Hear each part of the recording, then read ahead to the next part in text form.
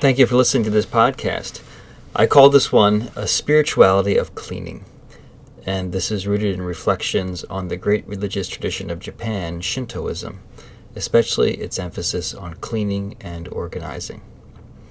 I'd like to begin with a quote from perhaps one of the most well-known Shintoists, the Japanese organizing consultant/celebrity Marie Kondo. She says, "The object of cleaning is not just to clean, but to feel happiness living in that environment." Kondo's reflection is rooted in the Shinto emphasis on purity of heart, purity of intentions, purity of words, purity of surroundings. As we learned in our studies in my senior class at Fordham Prep, Shinto teaches that the human being was created good and created pure.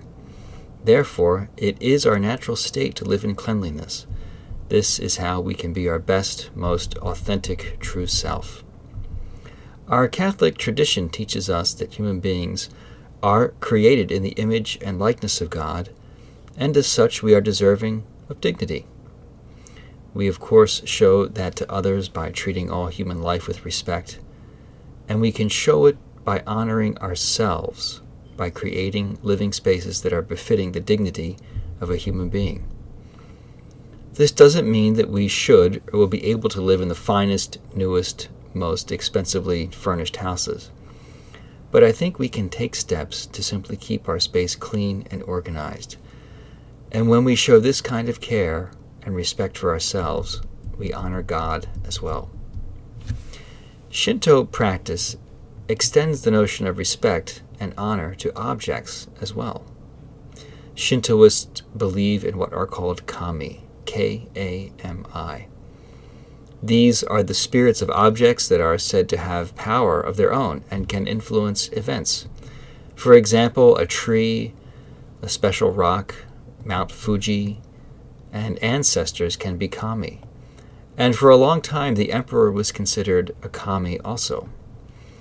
Marie Kondo, when she comes to assist one in organizing and cleaning one's home, first greets the kami of the house, that is, the spirit of the house, and treats each object as if it has a spirit. For example, she will lightly tap books to, quote, wake them up. And when folding a shirt, she will carefully smooth the fabric while thanking it for its service. I don't expect us to take this literally, but I think there is wisdom in the notion of showing gentleness, care, and respect for our belongings, and to look upon them with gratitude for what they do for us. Nurturing this kind of attitude can serve to mellow our hearts, to help us to become more gentle, and perhaps this will lead to the motivation to put these objects for which we care back in their rightful place, and not carelessly left on the floor. Another quote from Marie Kondo. "The inside of a house or apartment after decluttering has much in common with a Shinto shrine, a place where there are no unnecessary things and our thoughts become clear." Related to this, I have discovered a number of interesting studies that connect cleanliness and orderliness in one's home with physical and emotional health. I'd like to cite a few of those now. A 2010 study published in the scientific journal Personality and Social Psychology Bulletin used linguistic analysis software to measure the way 60 individuals discussed their homes.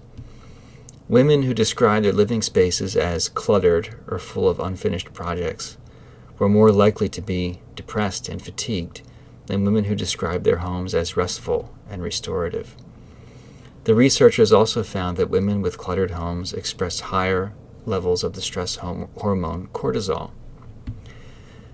In 2011, researchers at Princeton University found that clutter can actually make it more difficult to focus on a particular task.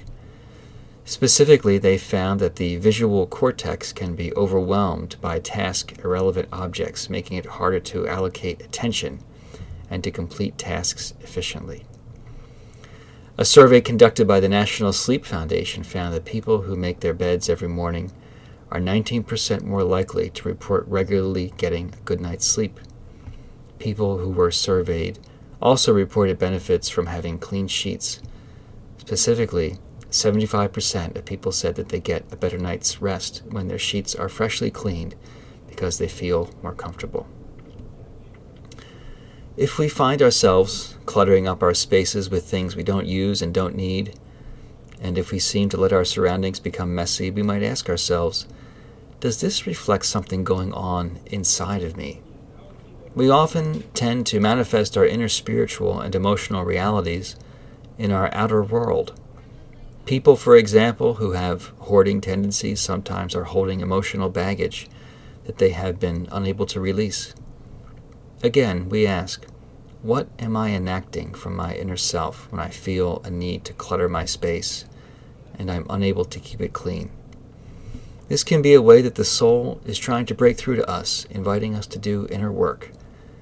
As we often say, God can use all kinds of ways to communicate with us, including a messy room.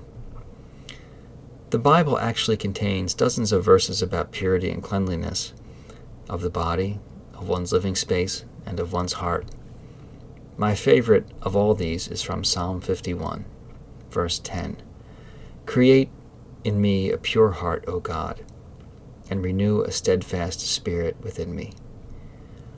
I invite you to consider how keeping your spaces clean and how decluttering and parting with objects we no longer need might be a way of ritualizing deeper spiritual aims we have for ourselves.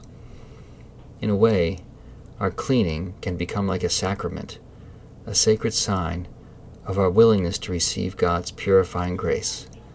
And as Matthew's Gospel teaches, blessed are the pure of heart, for they will see God. I thank you for listening, and I wish you every blessing and good wish.